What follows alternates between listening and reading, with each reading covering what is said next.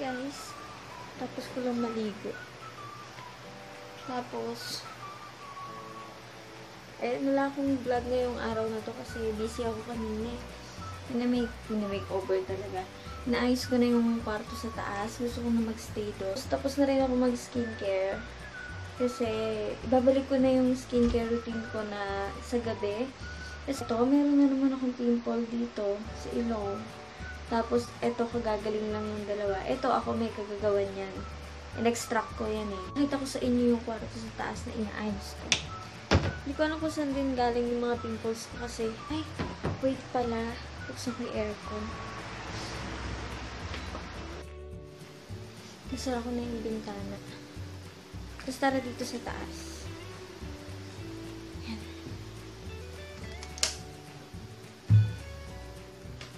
Pakita ko sa inyo yung ginawa ko. Hindi pa ako tapos. Yan. Eto kasi parang naging bodega yan. Diyan ko man nilagay yung mga gamit. Nagaling dito sa kwarto na to. Yan. Kasi ang plano ko dito, pipinturahan ko to. Unahin ko muna. Linisin ko yung blinds na to. Tapos, yung screen. Eto din. May isa pang bintana dito eh. Yon. So, pipinturahan ko yan bago ko iayos yung mga gamit. Medyo matrabaho kaya siguro abutin ako ng 1 linggo dun. Pala ako umakyat kasi habang naliligo ako kanina, napanood ko yung vlog ni Miss my hair. Ni Miss Ann Klutz. Malamang kilala niyo yun.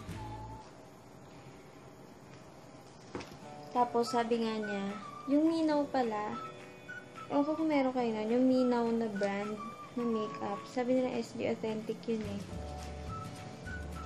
Yung palang Minaw na yun, hindi pala yun FDA approved. Ako medyo naengganyo din akong bumili noon. Pero buti na lang talaga wala akong budget kasi kung meron, malamang more than 3. Dahil 3 yung bet ko na shades dun eh. Malamang more than 3 yung binili ko. Pero dati nakabili ako ng isa na hindi ko makita ng isa. Bumili ako ng isa nun kasi gusto ko lang itry. Kasi ganun ako eh. Pag may gusto kong itry sa mga lipstick, isa-isa lang muna. Tapos pag hindi ko nagustuhan, then hindi na ako bibili ulit. Saan ba yung kiss proof ko? Bumili ko ng mint.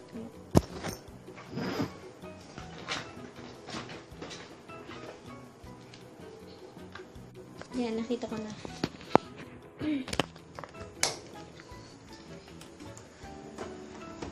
Ba na tayo doon? Mainit dito.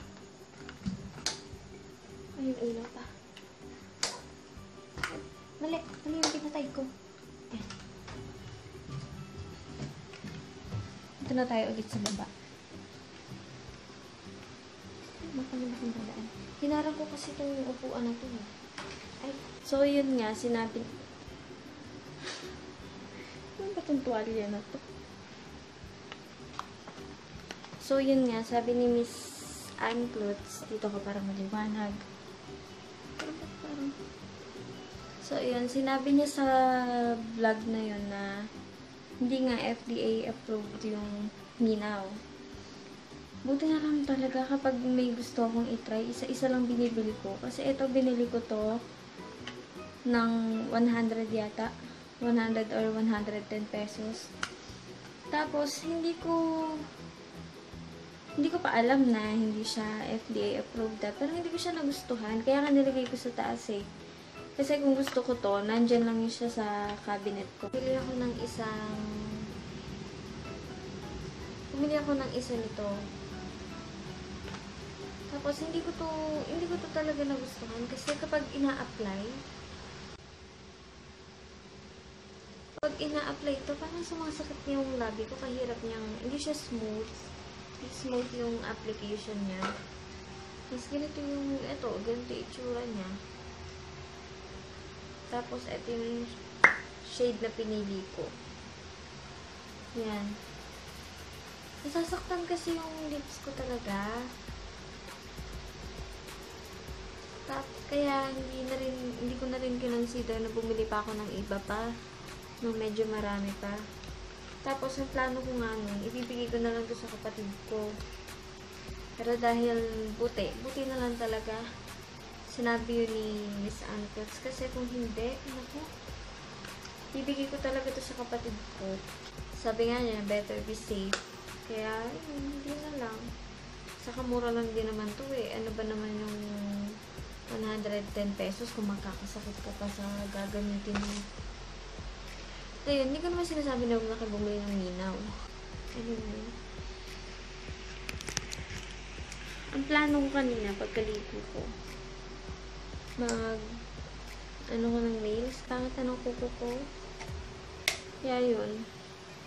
Kasi si Ashley tulog na. Kaya ako matutulog na rin siguro kung naantok na rin ako. So siguro mag-edit ng konti. Tapos, hanapin ko yung picture ko na in-apply ko to. Kasi hindi ko siya nagustuhan sa yung, aray. Kaya pa masakit yun. Yun, hindi ko nagustuhan yung, kasi sa gilid, dito. Parang hindi ko siya ma-reach. Basta hindi maganda, hindi ako nagandahan. Yan, hanapin ko yung picture ko na para ma-flash ko. Hindi pa ako nagsusupply. Tinatamad ako mag-supply. Kaya din ako nagpagupit para wala nang supply. Ngayon, ito naka-open yung Mac kasi nunod ko ni Ashley kanina. Tapos, siguro, yan, dito na ako. Siguro, pagka-edit ko din, na-i-upload na agad. Dito ako nag-upload eh. Kasi ito yung ginagamit ko. Then yung PC sa daddy ni Ashley. Ayun yung PC. I-link ko pala yung sa baba yung channel ni Miss Anne. Fan ako nun. Natuwa din ako sa babies niya. Si Baby Ju yung second favorite baby ko. Kasi syempre, first, si Ashley.